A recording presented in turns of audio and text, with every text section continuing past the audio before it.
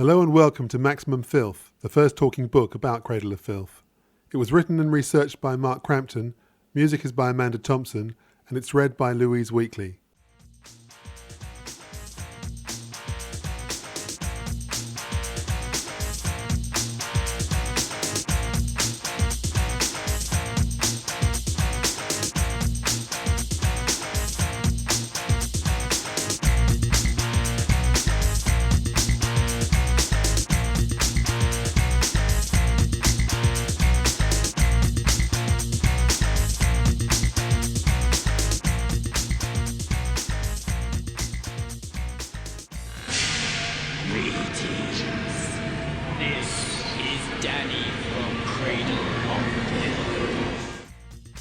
UK black metal stalwarts, Cradle of Filth, are without a doubt one of the sickest, evilest, most badly behaved bands in Britain. When it comes to the bizarre and the strange, not many bands have courted as much controversy with the unfailing accuracy of this well-established outfit. Challenging just about everything in their path, including police intervention on more than one occasion, the English sextet have fought their way to the top of Europe's blossoming black metal scene. Inspired by classic 19th century Gothic poetry and 20th century horror movies, Cradle of Filth's musical work tells elaborate tales of love and hate. Visually, Cradle of Filth were heavily influenced by the Scandinavian church-burning bands who initially led the original black metal movement, acts such as Mayhem and Emperor. This influence included adopting the black and white makeup known as corpse paint and funereal garb, whilst incorporating displays of fire-breathing and drenching themselves in blood on stage. While the Scandinavian black metal bands have since become increasingly interested in the occult and the extreme right-wing philosophies of Viking mythology, Cradle of Filth evolved a somewhat more gothic, quasi-poetic musical outlook on life. This is evidenced in their darkly poignant lyrics, the use of Soro Proselinos, a well-respected cello player on their records, and the haunting singing of Andrea Meyer, a German Satanist who has since married a member of Emperor. The Filth have even had the honour of having Kronos, the vocalist of legendary black metal group Venom, evoking the demons on one of their Meisterworks. The chilling, spine-tingling sounds produced by Cradle of Filth have been gathering attention for nearly a decade. But in comparison to many long-established successful dark riffing heavy metal acts, Cradle of Filth are a relatively new outfit. They have indeed come a long way and achieved much in a very short time span. Discerning metal fans around the globe soon realised that Cradle of Filth was something special and a cut above their doom-mongering contemporaries. But then no other band could claim musical influences as diverse as Celtic Frost, Bathory, Sodom, Diamanda Gallus, Slayer, Venom, Iron Maiden and Merciful Fate, while citing literary authors including Lord Byron, Sheridan Le Fanu, Friedrich Nietzsche, Bram Stoker and Charles Baudelaire. A respect for a true historical perspective gives Cradle of Filth more meat than your average grave-robbing black metal act. The group strongly believes that the atmosphere and folklore of the British Isles is essential to who they are and are of vital inspiration to the music they make. The band is in fact based in the same part of Suffolk, England, that spawned Matthew Hopkins, the famous Cromwellian general responsible for the deaths of nearly 400 people during the 17th century. A role made even more illustrious by the master of horror Vincent Price in the film Witchfinder General. Back to reality, when all is said and done, Cradle of Filth are certainly at the pinnacle of all things dark and wondrous. The avant-garde black metal band from the UK have proved beyond reasonable doubt that they had the potential to revolutionise metal music in the 1990s.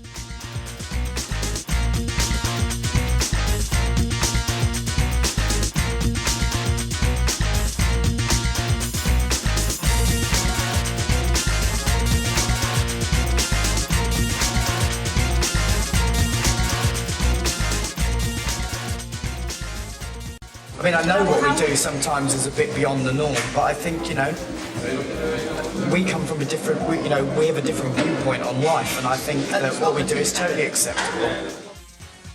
Taking away the face paint, the stage props, and the garish, ghoulish clothes, Cradle of Filth are indeed very serious about what they do. Not only is their music very creative and ultimately unique, it also requires considerable skill to play due to its speed, intensity, and intricacy. Needless to say, these young black metal demonic gods are undisputed masters of the instruments they feverishly wield. Musically speaking, Cradle of Filth are a band comprising 6 members.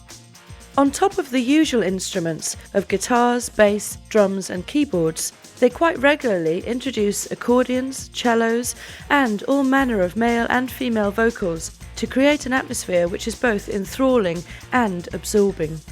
In essence, for any filth connoisseur, their music is best described as pure, unbridled, untouchable and beyond criticism.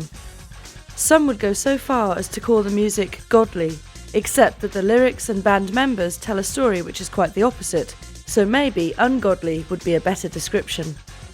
Digging deeper, the rhythms are brilliant and unique, and along with lush keyboard textures, help provide the basis for songs full of momentum and total feeling. On top of all this, there are some of the most furious, chaotic and intense leads and guitar effects on offer in modern metal today. Even the bass sometimes comes to the fore in some great rhythm lead-offs, which are quite awesomely impressive. The drumming on offer is far from predictable.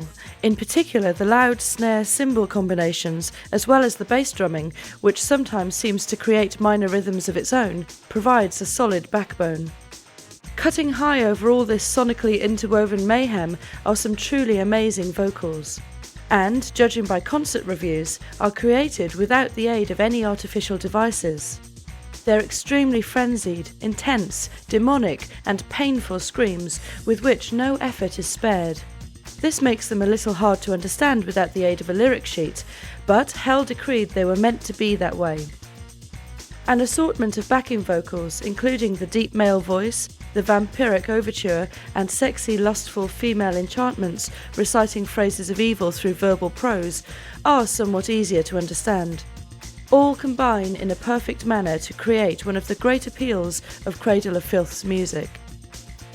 It generally takes quite a few listens to fully appreciate any Cradle of Filth album, to discover the mastery that unfolds within its darkened grooves. It has to be said that Cradle of Filth are quite different from traditional black metal bands, who often keep things quite simplistic, tend to repeat rhythms for much longer, and who generally don't have such a clean sound due to raw mixing.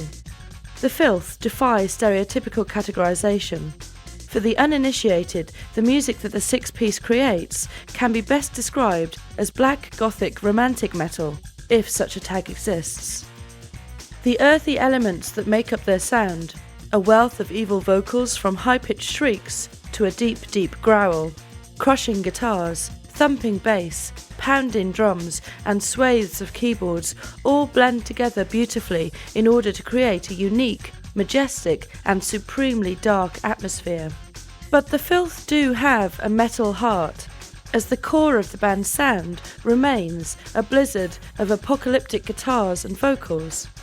However, the rich cathartic opulence of sound served up means that Cradle of Filth's music has been best described as the lost soundtrack to a classic horror film that was never made. The overall lyrical and musical themes inherent in Cradle of Filth's work has its origins in 19th century literature written in England when eroticism was disguised by using dark Gothic poetry.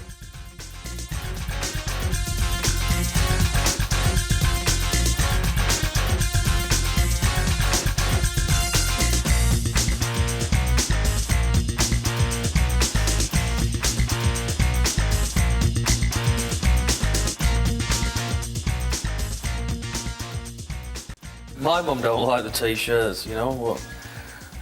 We've got to turn them inside out and we've washed them. Yeah. Cradle of Filth's music is only part of their hair-raising story. The other part is all about their very genuine belief in the occult and the powers of black magic. From the fable of Led Zeppelin pledging their souls to the devil, to Marilyn Manson flirting with the late Anton LaVey's Church of Satan, heavy metal in its purest, darkest form has long been a stronghold for this sort of malarkey. What makes Cradle of Filth so different, though, from those that have trod the unrighteous road before them, is that the band not only know what they're on about in this area, but they actually openly talk about it. None more so than Cradle of Filth's creative mentor and frontman, Danny Filth, who once confessed in an interview that the band performed rituals before recording. Dousing, clearing the air, perhaps meditation, to invoke the atmosphere that was best for their particular brand of sonic magic. This all ends up asking one big question. How the hell did a seemingly normal lad from Hartford end up fronting Britain's premier black metal band, screaming blasphemies and filming music videos surrounded by dwarves and amputees? Born on July 25, 1973, Daniel Davey was the oldest of 4 children. Danny has 2 sisters and 1 brother. His upbringing was quite a normal one, even though the family moved around a bit in his early years, living in Woodbridge, London and Ipswich. Luckily for Daniel, his parents always allowed the youngster to fully express himself, never forcing him to do anything he didn't want to do. That's not to say he didn't get the occasional bollocking for being bullishly naughty, but only when he deserved it. Daniel Davey not only had the advantage of very enlightened parents, but also lived in a creative environment.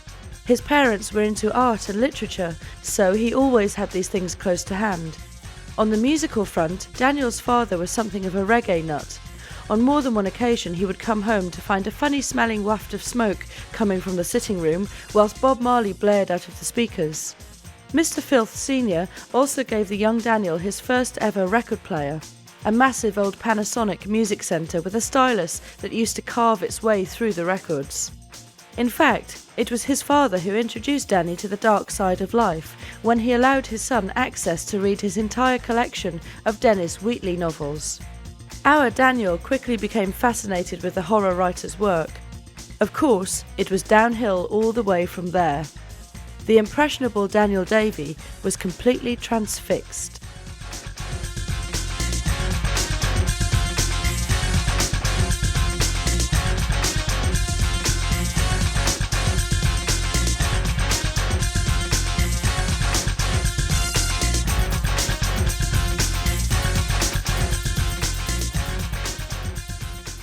My birthday, Stuart's birthday and Rob's birthday all in the same week.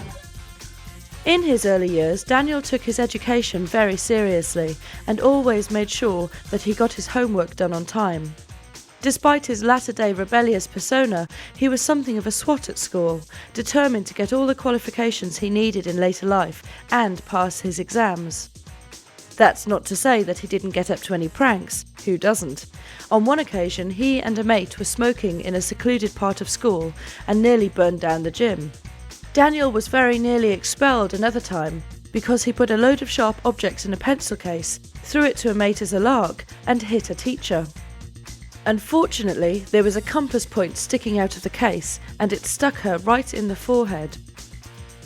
It was while attending a private school that Danny heard his first blast of metal music. For some weird reason, the young Daniel Davey had originally become totally obsessed with the music of 80s pop icons Ultravox. However, when a friend gave him a compilation tape featuring bands like Iron Maiden, Exodus and Stormwitch, he was completely bowled over with what he heard. There were just the 2 of them at the school into metal music, which made him stand out a bit from the crowd. But when he left and went on to secondary school, it seemed that just about everybody was into hard rock music. One thing led to another, and by the time he was 13 years of age, Danny was well into the skateboard scene and had become an extreme death metal fan, listening to the likes of Carcass, Gangrene and the Circle Jerks. He was also at an age where he was exploring and getting into sex. When he was 15, Danny decided to get his nose pierced and also began experimenting with a variety of soft drugs such as pot and magic mushrooms. While he vigorously pursued his studies, Daniel received £20 a week pocket money from his parents, plus whatever he was making from a Saturday job, even though many of his mates who'd now left school were getting much more money than him just by being on the dole. In true rock and roll tradition, he would go out and let his hair down, blowing the lot on booze and having a good time, as most teenagers do. Hedonism was the order of the day for Danny. He also got into throwing the tarot cards and using Ouija boards. Then he took proceedings one step further and got deeply involved in a magic circle where he learned about various black magic rituals. Little did he know at the time, but Daniel was set to cast his own magical spell over the metal world. It was about this time that he decided to shorten his name to Danny, because Daniel in Hebrew means judgment of God, while Danny means bereft of God.